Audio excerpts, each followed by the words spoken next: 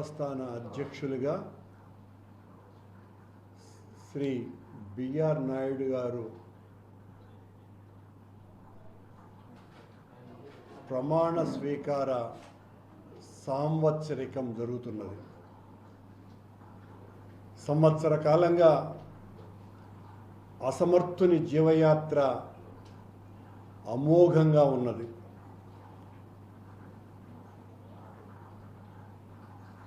ఆయన చేతలకేమో చెల్లుచీటి,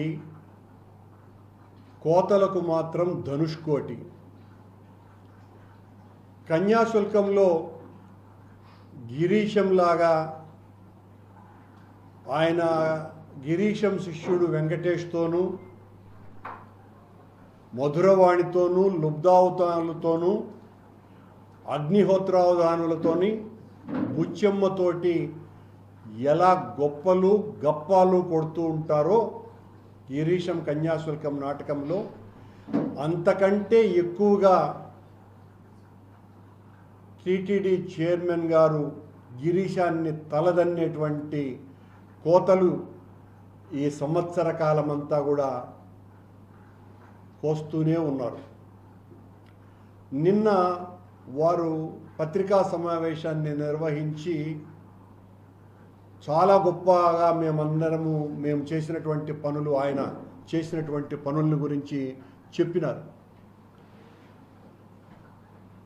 మల్లేష ఏం చేస్తున్నావు అంటే మెట్లు ఎక్కి దిగుతున్నాను ప్రభు అని అన్నాడంట ఒక వ్యక్తి. ఎందుకురా అంటే ఎక్కేటప్పుడు ఎన్ని మెట్లున్నాయి, కిందికి దిగేటప్పుడు ఎన్ని మెట్లు ఉన్నాయి, అందుకోసమని ఎక్కుతున్నాను దిగుతున్నాను అని అన్నాడట. మన బిఆర్ నాయుడు గారి కాలం అలాగా సాగిపోతూ ఉన్నది. బిఆర్ నాయుడు గారు తను ప్రమాణం చేయకపూర్వమే పరమ పవిత్రమైనటువంటి తిరుమల ఆలయ పరిరక్షణ కోసమని నడుం బిగించి పూర్తిగా ప్రక్షాళన చేసేస్తా నిన్న కూడా చెప్పినారు ఆయన.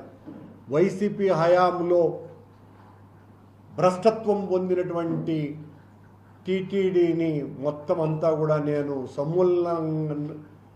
సమున్నతంగా మార్చివేశాము అని.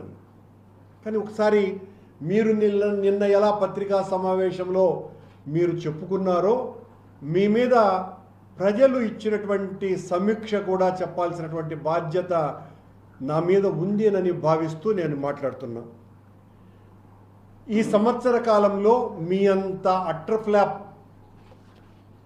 పాలక మండలి చైర్మన్ ఇంతవరకు చరిత్రలోనే ఎవ్వరూ లేరు అని ఆంధ్ర రాష్ట్రమంతా అనుకుంటున్నటువంటి మాట. మీకు టీటీడీ మీద కనీసమైనటువంటి పరిజ్ఞానం లేదు. అందుకే ఏ అధికారి కూడా మిమ్మల్ని అస్సలు పట్టించుకోవటం లేదు అన్నటువంటి విషయం జగద్విదితం అని కూడా అందరూ అనుకునేటువంటి విషయం. ఎంతసేపు మీరు ఆ అసహనాన్ని వైఎస్ఆర్ కాంగ్రెస్ పార్టీ నాయకుల మీద దుమ్మెత్తి పోస్తే మీకు సంబంధించినటువంటి పత్రికలన్నీ కూడా మీకున్నటువంటి ప్రసార మాధ్యమంతో సహా అత్యద్భుతంగా దాన్ని గొప్పగా రాస్తాయి, ప్రకటిస్తాయి. కనుక నిరంతరం మా మీద దాడి చేస్తూనే ఉన్నారు, దాడికి ఉసిగొల్పుతూనే ఉన్నారు. మచ్చుకు కొన్ని మీ పాలనలో మీరు వచ్చిన తర్వాత వైకుంఠ ఏకాదశి పర్వదినాన జరిగినటువంటి తొక్కిసలాటలో 6 మంది భక్తులు చనిపోయినారు. వైకుంఠ ద్వార దర్శనం ఎందుకు మీకు, నేరుగా వైకుంఠానికి పంపించేటువంటి మార్గం మా దగ్గర ఉంది అని 6 మంది భక్తుల్ని వైకుంఠానికి పంపించినటువంటి సంఘటన అందరికీ కూడా తెలుసు. ఆ సందర్భంలో దాదాపు 50 మందికి పైగా క్షతగాత్రులు కూడా అయినారు. ఇది కేవలం చైర్మన్గా మీరు అధికారులతో చేసుకోలేనటువంటి సమన్వయత కారణంగా వచ్చినటువంటిది. సాక్షాత్తు ఆ తర్వాత ముఖ్యమంత్రి గారితోనే అప్పటి ఈఓ గారికి మీకు జరిగినటువంటి వైషమ్యపు దాడిని గురించి సాక్షాత్తు మీకు సంబంధించినటువంటి పత్రికల్లోనే చాలా ప్రముఖంగా వచ్చింది. మీరు రాకముందు వచ్చిన వెంటనే మీరు చెప్పినటువంటి అమోఘమైనటువంటి ప్రవచనము లాంటిటువంటి మాట, శ్రీవాణి టిక్కెట్లను రద్దు చేసేస్తాం, శ్రీవాణి ట్రస్టునే రద్దు చేసేస్తాం, శ్రీవాణి నిధులన్నీ కూడా గోల్మాల్ అయిపోయినాయి, వైసీపీ నాయకులు తినేసినారు, కనుక ఎట్టి పరిస్థితులను శ్రీవాణిని ఉంచము అని. ఆ తర్వాత మీకు జ్ఞానోదయం అయిన తర్వాత కొద్దిగా శ్రీవాణి టిక్కెట్లను 2000కు పెంచేటువంటి నిర్ణయాన్ని తీసుకొని నిన్న పత్రికా సమావేశంలో మా హయాంలో 1000 కోట్ల రూపాయల బహుమానాలు వచ్చినాయి అని చెప్పినారు. అందులో 500 కోట్లకు పైగా శ్రీవాణి నిధులే. అంటే శ్రీవాణి నిధులు ఏదైతే మీరు అబ్జెక్ట్ చేసినారో, దేన్నైతే మీరు తీవ్రంగా ద్వేషించి ప్రతిఘటించినారో, ఆ శ్రీవాణి నిధుల వాళ్ళనే మీరు నిన్న గొప్పలు చెప్పుకున్నారు. ప్రత్యేకంగా మీ హయాములో మిమ్మల్ని చూసి వచ్చి ఎవరు కూడా దానాలు చేసినటువంటి వాళ్ళదేమీ లేదు. మీరు అధికారులను బెదిరించి కనీసం ఆ ఇచ్చేటువంటి బహుమానాలు, దేవుడికి ఇచ్చేటువంటి బహుమానాలు నా ద్వారా జరగాల, మీకు అది అధికారులు మీరెంది తీసుకునేది అని ఆ రకంగా చరిత్రలో మొట్టమొదటిసారిగా అధికారుల చేతుల నుంచి కాకుండా మొత్తం అన్నీ మీ చేతుల గుండానే ఇలా ఇతరులు ఇచ్చేటువంటి ధనాన్ని తీసుకొని నా హయాములో ఇన్ని ఇచ్చినారు అనేటువంటి గొప్పలే. మీ హయాములోనే కాదు, ఎవ్వరి హయాములోనైనా కూడా భగవంతునికి భక్తులు ఇచ్చేటువంటి ఆ దాతలు అనేక రూపాలలో ఇది సహజంగా జరిగేటువంటి పరిణామమే. మీ హయాంలో మీరు తీసుకున్నటువంటి నిర్ణయం వలన భక్తులకు ఒరిగినటువంటి ప్రయోజనం ఒక్కటంటే ఒక్కటి కూడా లేదు అన్నటువంటి విషయం అందరికీ తెలుసు. ఉదాహరణకు మీరు అన్నదానాన్ని పూర్తిగా సమూలంగా మార్చేసినాం. అప్పుడు ఏం సాంబారు, అప్పుడు ఏం పప్పు పెడుతున్నారు, ఇప్పుడు అదే పెడుతున్నారు. అప్పుడు ఎంతమందికి పెడుతున్నారో ఇప్పుడు అంతమందికి పెడుతున్నారు. అదనంగా ఒక వడ మీరు చేర్చి ఆ వడను చేర్చినటువంటి విధానాన్ని 1000 డీజీల సౌండ్ కంటే బలంగా నేను వడ చేర్చినాను అనేటువంటిది మొత్తం అంతా భూమంతా కంపించేటట్టుగా అందరికీ తెలియపరిచేటట్టు మాట్లాడినారు. ఏమి చేసినారు అంటే చిన్న వడ ఒకటి చేర్చినారు, అది కూడా మొత్తం భక్తులకి అందరికీ కూడా అందటము లేదు అన్నటువంటి విషయం కూడా ఆ కంప్లైంట్ కూడా ఉంది.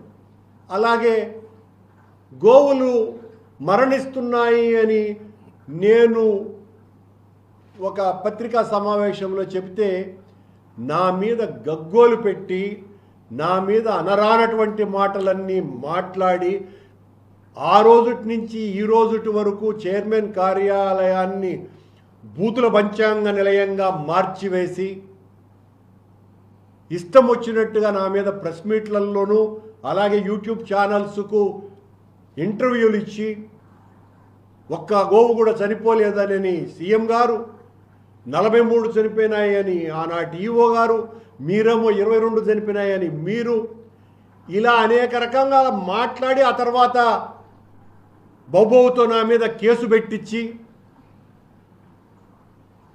మొన్నేమో జరిగినటువంటి పాలక మండలి సమావేశంలో గోశాల నిర్వహణ సక్రమంగా లేదు కాబట్టి దీనిని ఒక స్వచ్ఛంద సంస్థకు ఇవ్వటానికి ఒక ఎక్స్పర్ట్ కమిటీని నిర్ణయిస్తున్నాము అన్నటువంటి నిర్ణయం తీసుకున్నారు. అంటే అక్కడ కూడా టోటల్గా ఫెయిల్ అయిపోయినారు. మేము ముంతాజ్ హోటల్కి అనుమతులు ఇచ్చేసినాం, మేము దాన్ని రద్దు చేసినామని ప్రకటిస్తూనే ఆ ముంతాజ్ హోటల్కి ప్రత్యామ్నాయంగా టీటీడీ స్థలాన్నే కేటాయించాలని బోర్డులోనే నిర్ణయం తీసుకున్నారు. మీరు ఆ బోర్డు తీర్మానాన్ని కూడా మేము చూపటం జరిగింది. అంటే 1000 కోట్ల రూపాయలు విలువ చేసేటువంటి స్థలాన్ని టూరిజానికి అప్పగించినారు. ఆ టూరిజానికి అప్పగించేటువంటి స్థలం ప్రభుత్వం ఎక్కడైనా రెవెన్యూ భూమి ఇచ్చి ఉండటానికి కృషి చేయలే. మీరు ప్రత్యామ్నాయంగా దానికి పెద్ద కథ అల్లినారు. అత్యంత పవిత్రమైనటువంటి స్థలం అటువైపునుంది, ఇటువైపునదేదో అపవిత్రమైనటువంటి స్థలం కాబట్టి ఈ స్థలాన్ని టూరిజం వాళ్ళకి ఇస్తున్నామని. అన్నీ కూడా టీటీడీకి సంబంధించినటువంటి స్థలాలే. టీటీడీ స్థలం ఏదైనా కూడా అత్యంత పవిత్రమైనదే. ఈ చిన్న విషయాల పట్ల కూడా మీరు ప్రజల్ని మోసగించాలనేటువంటి ప్రయత్నమే తప్ప మరొకటి లేదు. మీ హయాంలో కొండ మీద తాగుతూ గొడవలు చేస్తూ ఆడవాళ్ల మీద అసభ్యకరమైన ప్రవర్తనలు చేసినటువంటి ఆకతాయిలు 3-4 సార్లు దొరికినారు. మీ హయాంలో కొండ మీద మందు విచ్చలవిడిగా అమ్ముతూ దొరికినారు. మీ హయాంలో కాళ్లకు చెప్పులు వేసుకొని టీటీడీ చరిత్రలోనే ఎన్నడూ లేని విధంగా మహద్వారం దగ్గరనే దొరికినారు. మీ హయాంలో ఒక బోర్డు సభ్యుడు అక్కడున్నటువంటి సెక్యూరిటీ గార్డు మీద బూతులతో చిందులేసినాడు. ఇలా చెప్పుకుపోతే ఒక్కటి కాదు, 2 కాదు, అనేక రకాలుగా మీరు చేసినటువంటి మీ పాలనలో జరిగినటువంటి నిర్వాకాలు. 10 రోజుల యొక్క వైకుంఠ ఏకాదశి ఎందుకు అనని నానాభ్యరాలు పలికినారు. సద్దు కాకుండా మొన్న సమావేశంలో 10 రోజులు ఏడన్నాము, మేము 2 రోజులు ఏడన్నాము, 10 రోజులు జరుపుతూ అన్నాము అని అన్నారు. మొన్న బోర్డు సమావేశంలోనే మీరు ఆ వేదిక్ యూనివర్సిటీ వైస్ ఛాన్సలర్ను తీసేస్తున్నాము అని ప్రకటించినారు. అయ్యా బిఆర్ నాయుడు గారు, వేదిక్ యూనివర్సిటీ వైస్ ఛాన్సలర్ను నియమించింది ఈ రాష్ట్ర గవర్నర్. ఈ రాష్ట్ర గవర్నర్కి ఆయన్ని నియమించిన సమయంలో ఆయనకు ప్రత్యేక ప్రిన్సిపల్ సెక్రటరీగా ఉన్నటువంటి వ్యక్తి ఇప్పుడు ఈవోగా ఉన్న అనిల్ కుమార్ సింఘాల్ గారే. ఆయనతో కూడా సంప్రదించినట్టు లేదు. గవర్నర్ నియమించినటువంటి వీసీని టీటీడీ బోర్డు ఎలా తీసివేస్తుంది? తీసేసినామని ప్రకటించినాడు.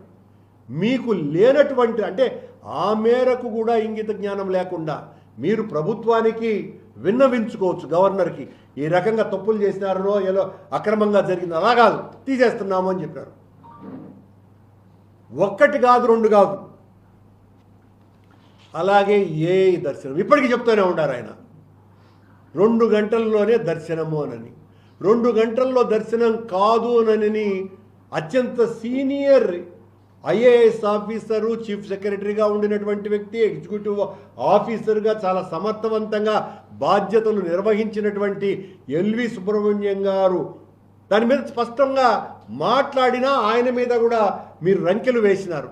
మళ్ళీ ఇంకా ఏఐ టెక్నాలజీ ద్వారా మీరు 80,000 మందికి పైగా దర్శనానికి వచ్చేటువంటి భక్తులను 2 గంటల్లో దర్శనం లభించేటట్టు చేయటం అన్నది క్యూ లైన్లలో లేకుండా సాధ్యం కాదు అన్న విషయం ఎవరు ఎంత పెద్దవాళ్ళు చెప్పినా వినకుండా, దీనివలన భక్తులకందరికీ వచ్చినటువంటి అనుమానం ఏంటంటే ఆ ఏఐ టెక్నాలజీ మీ మెదడు రిపేరుకు వాడాల్సినటువంటి అవసరం ఉన్నది. తద్వారానన్నా మంచి ఆలోచనల్ని, మంచి నిర్ణయాలు తీసుకునేటువంటి అవకాశానికి ఆ ఏఐ టెక్నాలజీని వాడవలసిందని భక్తులందరూ కూడా విజ్ఞప్తి చేస్తున్నారు. మేము మంజూరు చేసినటువంటి చిన్నపిల్లల ఆసుపత్రి కావచ్చు, న్యూరోకి సంబంధించిన, కార్డియాలజీకి సంబంధించిన, అలాగే భక్తుల కోసమని గోవిందరాజుల చౌల్ట్రీ దగ్గర మేము తలపెట్టినటువంటి నిర్మాణాలు కావచ్చు, వాటిల మీద మీరు మాట్లాడినటువంటి మాటలు అన్నీ ఇన్నిగా చివరకు కాన్ఫిడెన్షియల్ రిపోర్ట్ని పలానా వాళ్ళనందరినీ కూడా వీళ్లకు డబ్బులు ఇవ్వద్దండి కాంట్రాక్టర్లకు అని చెప్పినారు. ఆ తర్వాత కొద్ది రోజులకు ఇలాంటి వాళ్ళకందరికీ కూడా డబ్బులు ఇవ్వండి అని అన్నారు. ఈ మతలబు ఏంటి అని అంటే దానికి సమాధానం లేదు. నిన్న మళ్ళీ 25,000 మంది భక్తుల కోసమని ప్రత్యేకంగా కింద గదులు నిర్మిస్తాము అన్నటువంటి 50 ఎకరాలలో మేము నిర్ణయం తీసుకోబోతున్నాము అనేటువంటి మాట మాట్లాడతారు. అప్పుడు మేము తీసుకున్నటువంటి నిర్ణయం ఎలా తప్పిదం అవుతుంది? మీరు తీసుకున్నటువంటి నిర్ణయం మీరు ఏం మాట్లాడినా చెల్లిపోతుంది, మిమ్మల్ని మోసేవాళ్ళు ఉన్నారు అనని మీ ఇష్టం వచ్చినట్టు మాట్లాడితే నడిచిపోతుంది అనేటువంటి భావన. అలాగే మీ హయాంలోనే శ్రీ మహావిష్ణువు విగ్రహానికి అపచారం జరిగింది, మలమూత్రాదుల మధ్యన ఆయన్ను పడేసినారు అంటే నీ హయాంలో కూడా ఉన్నింది అనేటువంటి మాట. అరే నీ పాసుకలని కంటికి కనపడింది, ఇప్పుడు దాన్ని పట్ల పట్టించుకోండి అంటే అది శ్రీ మహావిష్ణువుది కాదు శనీశ్వరుడి విగ్రహం అని ఎవరెవరి చేతనో మాట్లాడించి నా మీద కేసు కూడా పెట్టినారు. ఇప్పుడు మాయం చేశారు మళ్ళీ ఆ విగ్రహాన్ని మీ పాలనలోనే. ఇప్పుడు ఆ విగ్రహం ఏడపోయిందో కూడా తెలియదు. ఎందుకు మాయం చేసినారు? శనీశ్వరుడి విగ్రహం అయితే ఎక్కడ కనపడడం లేదు, దాన్ని ఆనవాళ్లే లేకుండా చేసినారు.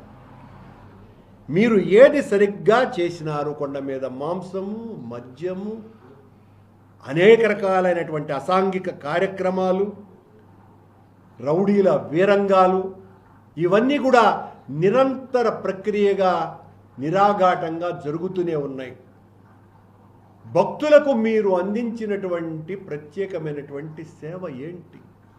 యాగాలు ఏమైపోయినాయి, యజ్ఞాలు ఏమైపోయినాయి, పీఠాధిపతులతో సదస్సులు ఏమైనాయి? ఒక ప్రత్యేకమైనటువంటి కార్యక్రమం మీరు చేసి భక్తుల మన్ననల్ని పొందినటువంటిది ఏంటి? శ్రీవారి నిధులతో ఈ రోజున మేము 10,000 ఆలయాలను కడతాము అనేటువంటి నిర్ణయం మాది కాదా? ఈరోజు మీరు చెప్పుకుంటున్నారు ముఖ్యమంత్రి ఆదేశించినాడు కాబట్టి శ్రీవాణి నిధులతో మేము రాష్ట్రమంతా కడతాము అని. దేశవ్యాప్తంగా అన్ని రాజధానులలో వెంకటేశ్వర స్వామి ఆలయాలను మేము కట్టాం కదా, మేము ప్రారంభించిందే కదా. అది నవీ బొంబాయిలో వెంకటేశ్వర స్వామి ఆలయాన్ని కట్టినాం, శ్రీనగర్లో వెంకటేశ్వర స్వామి ఆలయాన్ని కట్టినాం, భువనేశ్వర్లో వెంకటేశ్వర స్వామి ఆలయాన్ని కట్టినాం.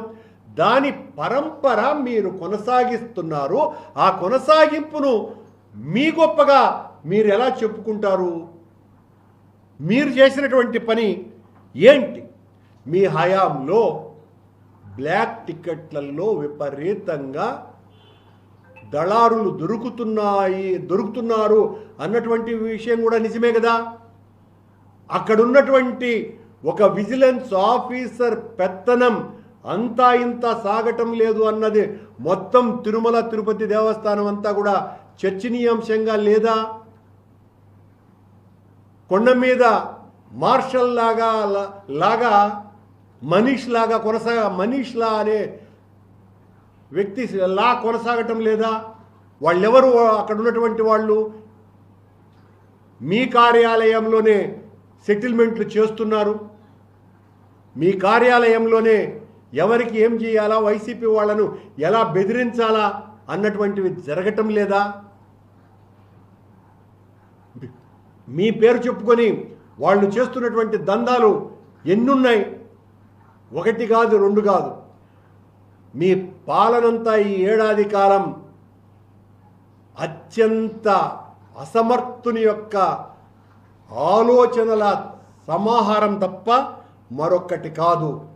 నిరంతరము వీళ్ళు కరుణాకర్ రెడ్డి మనిషి, వీళ్ళు వైసీపీ మనిషి, టీటీడీలో పనిచేసేవాళ్ళు 20-30 ఏళ్లుగా పనిచేసే వాళ్ళందరి మీద నిఘా వ్యవస్థతో వాళ్ళ మీద పెట్టి వాళ్ళని బెదిరించి ఆ వీసీని సదాశివమూర్తిని బండబూతులు తిట్టిన మాట నిజం కాదా? మీరు కొండ మీదనే పిలిచి భయపడి చచ్చిపోయినాడు ఆయన. వేద పారాయణ ఇంటర్వ్యూలు ఆపేసింది మీరు కాదా? బ్రాహ్మణులకందరికీ కోపం తెప్పించింది మీరు కాదా? ఏంటి ఏ పని మీరు సరిగ్గా చేసినటువంటిది? మిమ్మల్ని బ్రాహ్మణ ద్వేషిగా అందరూ కూడా భావిస్తున్నారు.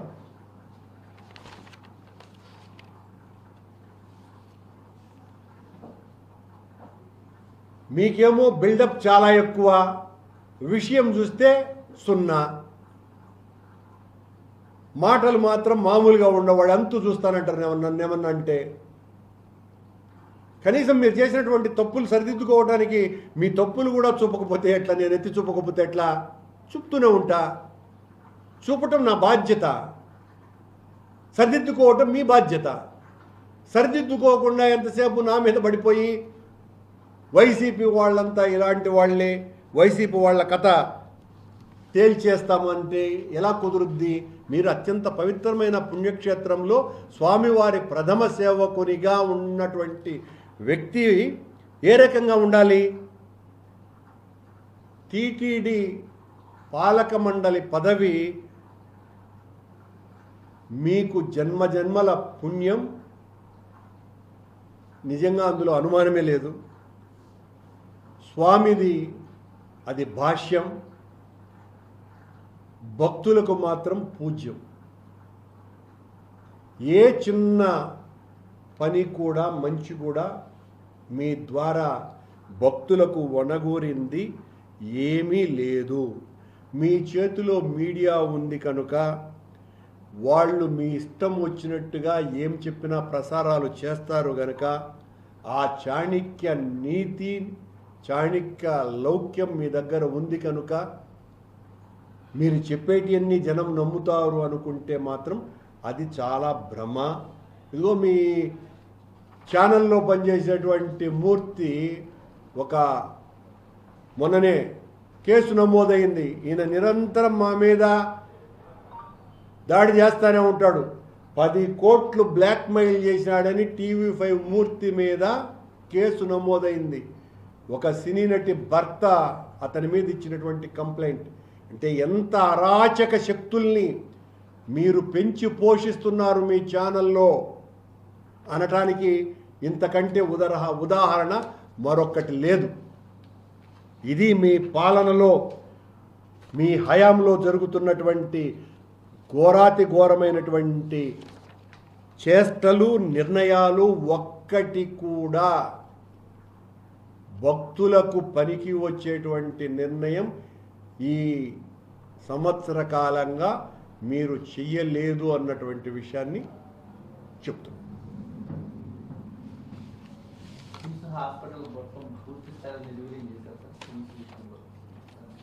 స్విమ్సే కాదు, ఆయన హస్తవాసి ద్వారా నిర్వీర్యము కానటువంటి వ్యవస్థ ఈ సంవత్సర కాలంలో ఒక్కటి కూడా మిగల. ఇప్పుడు మళ్ళీ నిన్న బోర్డు తీర్మానం అని చెప్పేశాడు. సూపర్ బాస్ను ఒక ఆయన్ని నియమిస్తాము. అది సెలక్షన్ కమిటీ నిర్ణయం ప్రకారము స్విమ్స్కు వైస్ ఛాన్సలర్ హోదా, డైరెక్టర్ పదవి. ఇప్పుడు సూపర్ బాస్ మొత్తం అన్ని హాస్పిటల్స్కి ఒకడే డైరెక్టర్ను తీసుకొని వస్తున్నాము అనండి. ఎట్లా తీసుకొని వస్తాడు? ఈయనకున్నటువంటి సూపర్ పవర్స్ ఏంటో భక్తుల కంటే టీటీడీ బోర్డు మెంబర్లకు తక్కువ దర్శనాలే కల్పిస్తాడమని నిన్న పత్రికా సమావేశంలో అన్నాడు. మొన్న మధ్య ఆయన తీసుకున్నటువంటి నిర్ణయమే బోర్డు మెంబర్లు ఎక్కువ దర్శనాలు అడుగుతున్నాడు అన్నటువంటి విషయం నేనే చూపటం కూడా జరిగింది. ఎక్కువ మందికి దర్శనాలు కల్పించాలన్నటువంటి నిర్ణయం తీసుకుంటున్నట్టుగా. ఎట్లా ఈ రకంగా అబద్ధాలు చెబుతూ, మోసగిస్తూ, వంచన చేస్తూ, ఒక్క మంచి పని కూడా చేయకుండా గొప్పలు చెప్పుకుంటూ ఈరోజు పత్రికా ప్రకటనలన్నీ కూడా ఒక మహానుభావుడు భగవత్ అదేమంటారో అంశతో జన్మించినటువంటి వ్యక్తిగా బిఆర్ నాయుడు గారిని గురించి ఆయన టీటీడీలోకి రావటమే భక్తులు, ప్రజలు చేసుకున్నటువంటి అదృష్టంలాగా ఈరోజు ఇచ్చినారు. కానీ బిఆర్ నాయుడు గారి పాలన భక్తులందరూ కూడా బాధపడుతున్నారు, నొచ్చుకుంటున్నారు. ఇలాంటి వాడు వచ్చినాడు ఏంటి అని చాలా బాధపడుతున్నారు. అలాగే ఆయన గరుడ వారధి పేరు మార్చేసినాము అని ఏం గొప్పగా చెప్పినాడా. శ్రీనివాస సేతు అన్నటువంటి దాని పేరు గరుడ వారధిగా మార్చేసినాము అని చెప్పడం కూడా ఒక గొప్ప. అది స్మార్ట్ సిటీ ఆధ్వర్యంలో ఉండేటువంటిది. అది మున్సిపల్ కార్పొరేషన్ మార్చింది దాని పేరును. ఎవరికి నిర్ణయాధికారం ఉంది దాని మీద? అది కూడా తెలుసుకోకుండా మేము వచ్చినాం పేరు మార్చేసినాం. పేరు మార్చేది కూడా గొప్పనా? దాన్ని కూడా గొప్పల్లో చెప్పుకునేస్తే ఇంకేం మాట్లాడేది? ఆహా ఓహో అని ఇంకా ఆ భజన బృందంలో మేము చేరటం తప్ప.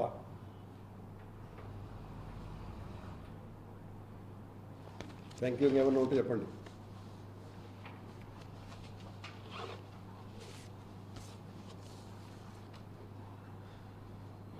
ఏ టెక్నాలజీ ద్వారా 2 గంటల్లోనే సోమవారం దర్శనం కల్పిస్తామని చెప్పి మీకు ఏమైనా అబద్ధం ఉందా? అమ్మా నాకు ఏ టెక్నాలజీ ద్వారా 2 గంటల్లోనే దర్శనం చేయిస్తామని చెప్పి టీడీపీ బోర్డు చెప్తుంది. మీకేమైనా అభ్యంతరం ఉందా? మాకెందుకు ఉంటుంది అభ్యస్తరము? కానీ ఆయన చేయిస్తూనే ఉన్నారు. అది అభ్యంతరం.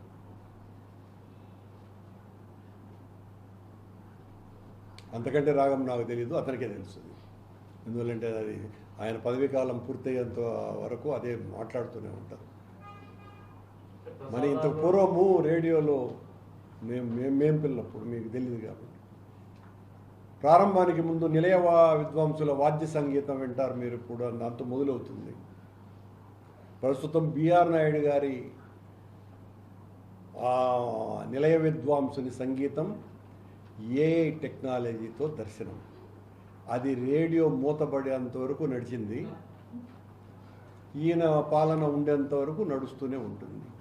ఏ టెక్నాలజీతో మార్చాల్సింది దర్శన సౌలభ్యమో అవునో కాదో తెలియదు, కానీ మొత్తానికి ఆ ఏ టెక్నాలజీతో బిఆర్ నాయుడు గారి మైండ్ సెట్ మారిస్తే మంచి నిర్ణయాలు తీసుకుంటారని భావిస్తున్నాను.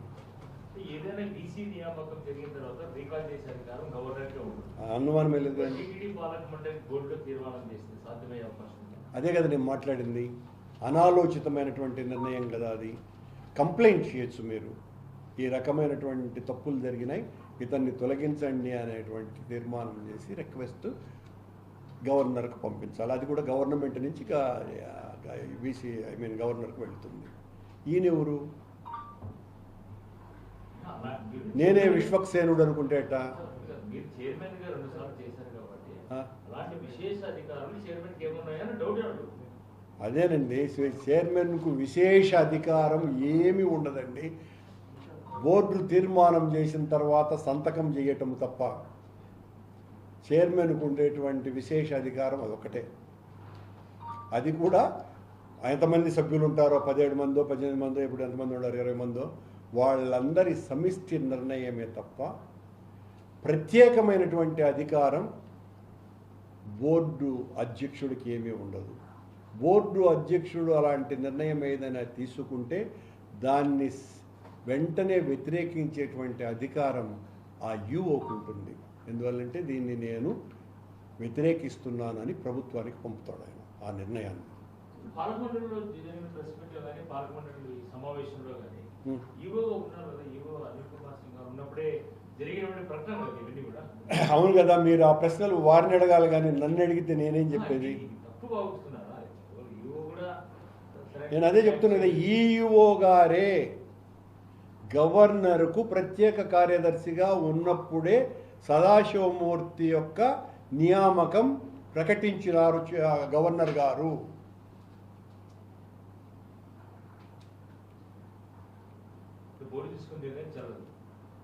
బోర్డుకు అధికారమే లేదు. ఒక వీసీని తీసేటువంటి అధికారం ఎలా ఉంటుంది? గవర్నర్ పెద్దనా, పాలక మండలి పెద్దనా, పాలక మండలి చైర్మన్ పెద్దనా?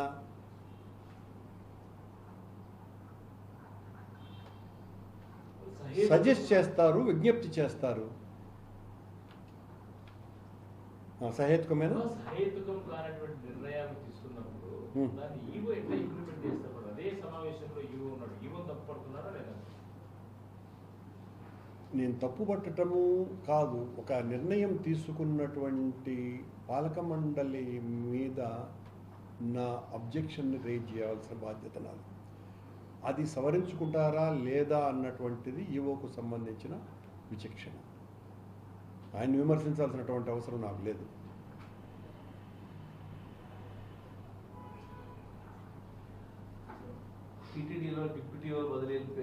అవును, అదొకటి కూడా నేను చెప్పడం మర్చిపోయాను. అసలు ఏంది, ఆయన మొత్తం అంతా కరుణాకర్ రెడ్డి మనుషులు ఉన్నారు అని మొత్తం అందరినీ ట్రాన్స్ఫర్ అని అన్నాడు.